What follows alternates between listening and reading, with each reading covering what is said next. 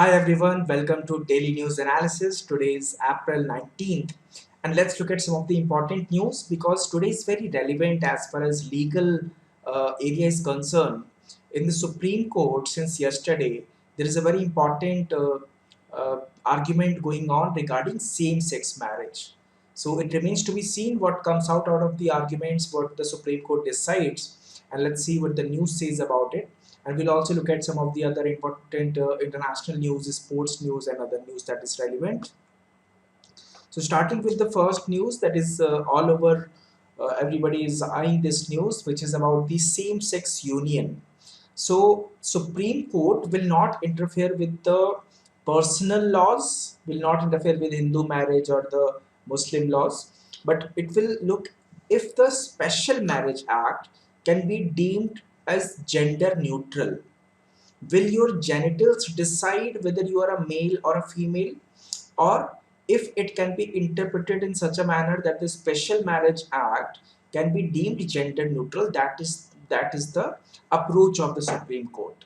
So the Supreme Court cut short the union government's value judgment that genitals decided whether a person was a man or a woman, saying that there was no absolute concept of a man or an absolute concept of a woman, and that gender was far more complex than one's genitals. This has been observed in the court. A constitution bench headed by Chief Justice of India, D.Y. Chandrachud, was responding to the centre's argument that laws, including the Special Marriage Act, recognizes only heterosexual relationship between a biological man and biological woman. Now, the party from the petitioner, the counsel from the side of petitioners, is Advocate Mukul Rohatgi. He is leading the arguments for the petitioners who are seeking legal recognition of same-sex marriages through a broader reading of the Special Marriage Act by interpreting it as gender neutral. He said that the person were not delving into the personal laws of religions but only seeking a wider interpretation of the act to include same-sex marriage. The court said that it was proceeding on an incremental canvas in the case. Incremental canvas is in issues of societal ramifications in a better course to take. We will not step into personal laws. We will only examine if the Special Marriage Act can be interpreted in a manner to make it gender neutral. Period. That will be the end of the story. So this was observed by Justice S.K. Kaul on the bench. Uh, on the other hand, the government is saying that leave the decision on the same-sex union to the parliament. It is the parliament's uh, role to tell whether there can be a legalization of same-sex marriage. It is not the Supreme Court's role to do that. However, the court battle for the legal recognition of same-sex marriage that began on Tuesday with a brief but intense sparring tension between a session between the Supreme Court and the Union government, which saw Chief Justice of India sharply reminding the government that we are in charge. The remark from the CGI came in response to the preliminary objections from the government, represented by Solicitor General Tushar Mehta, who said that five brilliant individuals cannot decide for the entire nation and create a new socio legal relationship within the institution of marriage. In response to this statement, the Chief Justice of India said that we are in charge.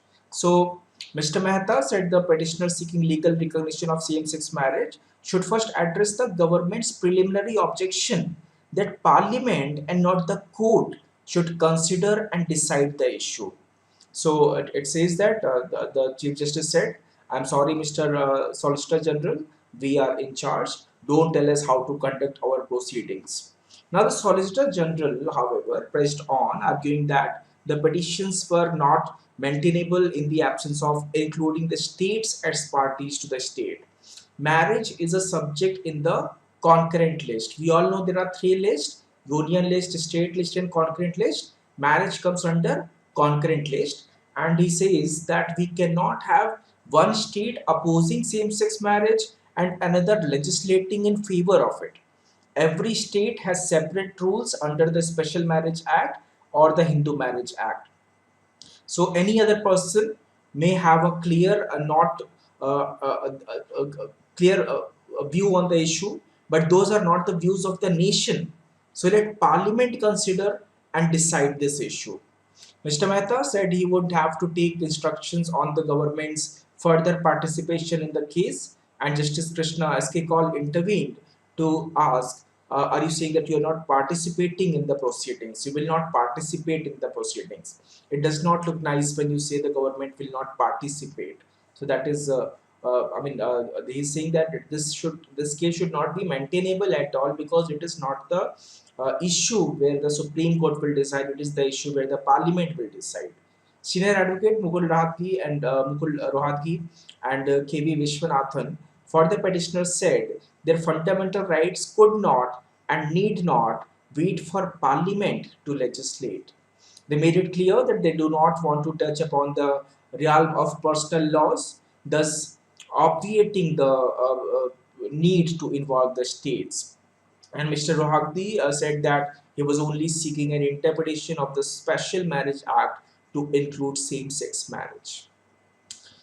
Now, India plans to appeal against World Trade Organization ruling on IT tariff. So, India is planning to appeal against a ruling by the panel at the World Trade Organization that it violated global trading rules by imposing tariffs on some IT products.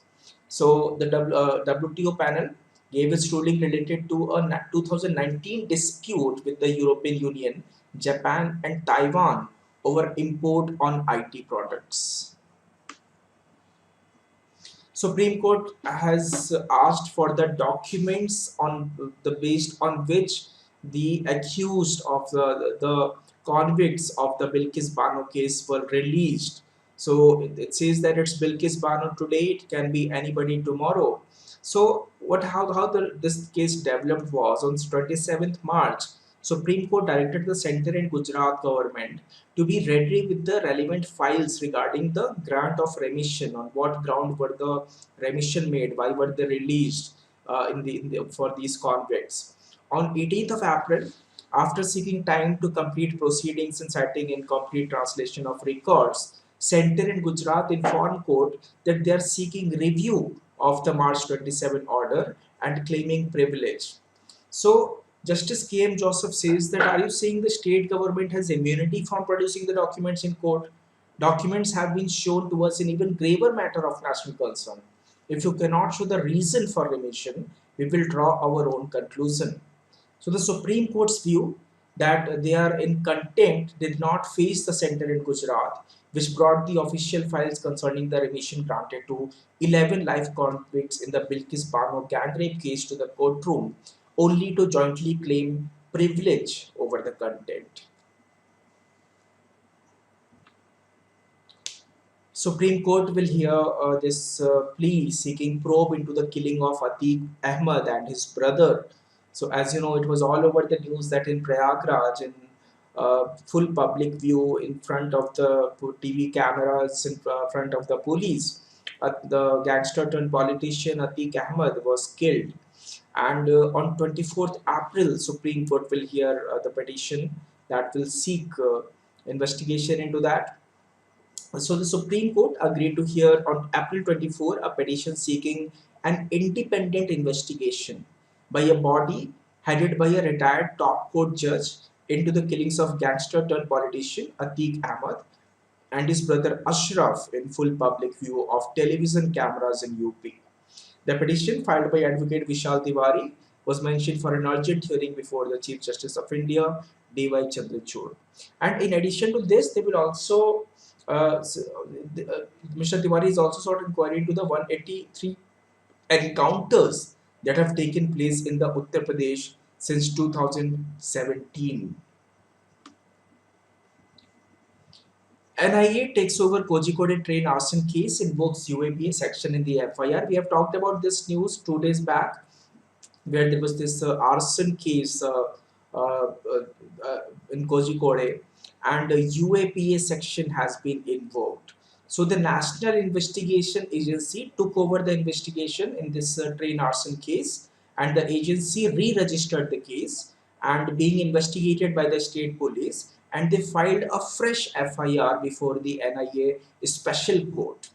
The NIA has taken up the case after the central government categorized the arson as a scheduled offence under the NIA Act 2008. The gravity of the offence and its ramifications on national security require a probe by the NIA as per the agency.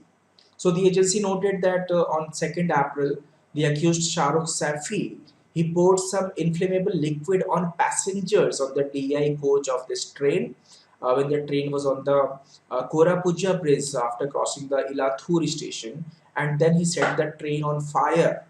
The accused had done so to kill the passengers and to cause damage in the train beside creating fear in the minds of the public. No application of mind, High Court says on Delhi University's decision to debar a student for 1 year. So, one PhD student in Delhi University was debarred for 1 year for screening the controversial BBC documentary on Narendra Modi. The documentary is called India, the Modi Question. So the Delhi University's decision to debar a PhD scholar for a year for his alleged involvement in screening the BBC documentary on campus did not reflect an independent application of mind, said by the Delhi High Court.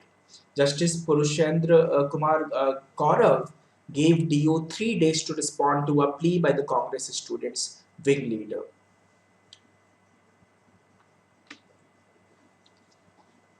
Now, here the Tamil Nadu Chief Minister and the Kerala Chief Minister, they have come together and against the delay, the inordinate delay in the bills. So they will fight together for that. So the inordinate delay in giving assent to bills passed by their respective state legislatures has accorded Kerala Chief Minister Pinarayi Vijayan and his Tamil Nadu counterpart M.K. Stalin a consequential opportunity to make a common political cause in addressing a volatile issue that has roiled both administrations and strains their relationship with the BJP-led central government. So they have come together that why their bills are not getting assent, and let's see what the center has to say now. Further monitoring of the Bholkar case is not necessary, Bombay High Court has said. So Narendra Dabholkar was a rationalist and a petition had been filed regarding how his case is going. But he said that all the witnesses have been questioned and the people, the accused, have been arrested and the investigation is going on. So further monitoring of this case is not necessary. Karnataka seeks time to file response to plea. There is a quota issue. The Karnataka government has sought more time to file its response in the Supreme Court because there is a petition challenging the Karnataka government to remove, to scrap the 4% OBC quota for Muslims, and they intend to divide that OBC quota between Vokaliga and Lingayat communities ahead of the assembly polls. So in the last hearing, the court had already said that it prima facie found that the state's action was based on absolutely fallacious assumption. Now it remains to be seen how what the Karnataka responds to this. Ganga Mission clears projects for 638 crore. So the Jal Shakti Ministry's National Mission for Clean Ganga (NMCG), they have cleared 8 projects worth 638 crore, and this project includes the cleanup of the Hinton, which is a tributary of Yamuna, stretches of which rank as among the most polluted in the country. This cleanup comprises 4 projects worth 407.39 crore approved for pollution abatement in Shamli district, Uttar Pradesh. Once commissioned, the project still swam the flow of polluted water into the Krishna River, which is of now discharges pollution from Shamli district to Hindon. The union government has mentioned that 231 antiquities have been brought back to India since 2014. So the union government said a total of 231 antiquities of Indian origin had been brought back to India since 2014, and close to 72 were in the process of being repatriated from various countries. And the Prime Minister himself has discussed this matter with global leaders and many multilateral institutions. And today, innumerable countries are themselves reaching out to India to send back stolen artifacts and antiquities. This was mentioned by Union Culture Minister G. Kishan Reddy in the World Heritage Day note. ISRO has plans to launch Telios 2 on 22nd April. This is a satellite by the Singaporean satellite. So ISRO will launch Singapore's Telios 2 satellite on 22nd April from Satish Dhawan Space Center in Sriharikota. This launch will be carried out by the PSLV, which is scheduled to take place at 2:19 p.m. This launch will be the PSLV's 55th mission, and Telios 2 is an Earth observation satellite developed by ST engineers. In 2015, ISRO launched Telios 1, the first Singapore commercial Earth observation satellite, which was launched into a low Earth orbit for remote sensing applications. The PSLV C-55 is ISRO's third launch this year, and the last PSLV mission was in November last year. The deadline for Aadhaar-based payment under Manrega has been extended to June 30th. There have been protests by the Mahatma Gandhi National Rural Employment Guarantee Scheme workers, and this was supposed to end on 31st March, but because of the protests, only 80% had got registered, 20% were still missing, were still lacking to register. So that has been extended till 30th June so that everybody is in the fold. India and Russia agreed to deepen trade and economic relationship. So India and Russia they discussed trade deficit during the India-Russia Intergovernmental Commission on Trade, Economic, Scientific, Technological, and Cultural Cooperation. The meeting was co-chaired by Denis Montrov, who is the Deputy Prime Minister and Minister of Trade and Industry from Russia, and External Affairs Minister S. Jaishankar. Tim Cook has opened in Apple's first India store in Mumbai. You must have seen the pictures in social media and everywhere. He's also eating vada pav with Madhuri Dixit and meeting the celebrities. Went to Mukesh Ambani's house, and all these activities are happening. So Apple Inc. has been operated for more than 25 years in India, and this Tuesday they opened Apple BKC, its first retail store in the country at Geo Center, Bandra Kurla complex, Mumbai, in a move to solidify its base in this part of the world. Apple CEO Tim Cook opened the gate of the store and personally received customers and was even seen posing for selfies. Sudan, there is this battle going on in Sudan. It is hit by blast as economy enters fourth day. So the explosions rocked the Sudanese capital, Khartoum, as fighting that had claimed nearly 200 lives entered a fourth day, despite growing concerns, international calls for an end to hostilities. Saudi minister meets Assad in first visit to Syria since the start of civil war. So Syrian President Bashar al-Assad, he met with Saudi Arabia's top diplomat in Damascus, ending more than a decade of diplomatic deep freeze between the two countries. The Saudi prince arrived in Damascus in the afternoon on the first visit to Syria's capital by a Saudi official since the start of country's civil war in 2011. Harmanpreet and Surya Kumar received the Wisden honor. So Surya Kumar Yadav has been named Wisden's leading 320 cricketer of the year, while Harmanpreet Kaur has become the first Indian woman to win a Wisden cricketer of the year. England's Ben Stokes and Australia's Beth Mooney claimed the coveted men's and women's leading cricketers in the world's honors, respectively. That's all for right now. Thank you so much. See you in the next session with more set of news. Till then, let's see what the Supreme Court says about the same-sex marriage and about the development in Sudan and other important developments that are taking place. See you in the next session. Till then, have a good day. Goodbye.